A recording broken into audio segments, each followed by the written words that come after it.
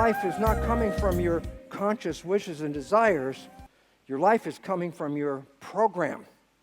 And why is that relevant? Because I said, think about it this way. I take 3 different cells, and I say, oh, Muslim cell, Jewish cell, Christian cell. I say, oh, are they different entities? I go, no. Those religious things are programs that are downloaded into the mind of the child. What was most important? They all come from the same source. They all represent the same spirit coming to the planet. Your source is not the program.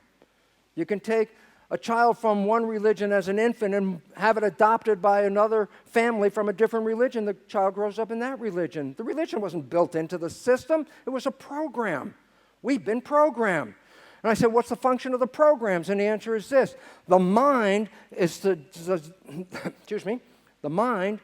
designed to take your programs and your beliefs and turn them into reality. This simple sentence is very profound and complex when you get down to it. The function of your mind is to create coherence between what you believe and the life reality you experience.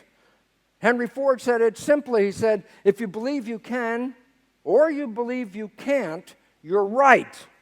Meaning what? Whatever your belief is, if you believe you're going to be a lovable person, then you're a lovable person. If you believe you're not a lovable person, then you're not a lovable person. That was in the belief, but the mind wanted to make sure your beliefs are real. And then it turns out, why is the subconscious so important? Because we now know a simple point. The conscious mind can think. I say to you, what are you doing next Thursday? If you actually contemplate what I just said, then your mind will go in a Rolodex in your head and think, what the hell am I doing on Thursday? I say, why is that relevant? Because the moment I asked you that, you're not paying attention. I go, oh, so when your mind is thinking, you're not like walk down the street, have a thought. Okay, thought's over, I got it now. You keep walking. I say, why? Because the moment your conscious mind's not paying attention, the default program in the subconscious takes over. And the relevance about that is scientists tell us that we are only conscious 5% of the day. 5% of the day comes from creative wishes, desires, and aspirations. 95% comes from the program. And the issue about that is we have now been realizing the fact that 70% or so of our programs are disempowering, limiting, and really undermining who we are.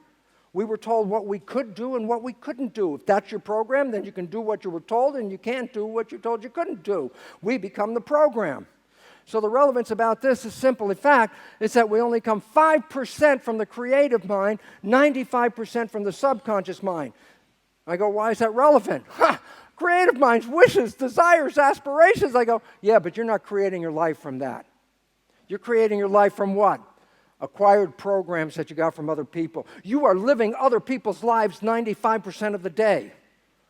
And that's why you might have trouble with your wishes of being successful and happy being compromised by the behavior you're playing. Because the behavior isn't yours. It was programmed by other people. The Jesuits knew this 400 years ago. They would boast, give me a child until it's 7. It will belong to the church for the rest of its life. Think about what that means. If you give your education to somebody else for 7 years, then 95% of your life comes from that program, not your program. They were talking about programming, manipulating you. And the relevance when I brought this picture up after getting to this point about programming, and we were in UPLIFT Middle East, and the audience was gagged. They were understanding, yeah, I got this program. The program runs 95% of the time. And I said, here's the problem. Why have they been fighting for so long in the Middle East? I said, look, you program kids to play with guns. You put kids in military uniforms to play with guns and to kill the enemy. If that's the program, then 95% of their life comes from that. Even if they don't want to fight, that's not relevant. 95% of their life is going to put them into the fight. I said, what's the resolution? The solution? The answer was simple. Allow children to share their love, to share their community, because when they're outside of the program, they're humans. And as humans, they work together in the collective evolution of this planet. Peace comes from helping our children not acquire those negative programs.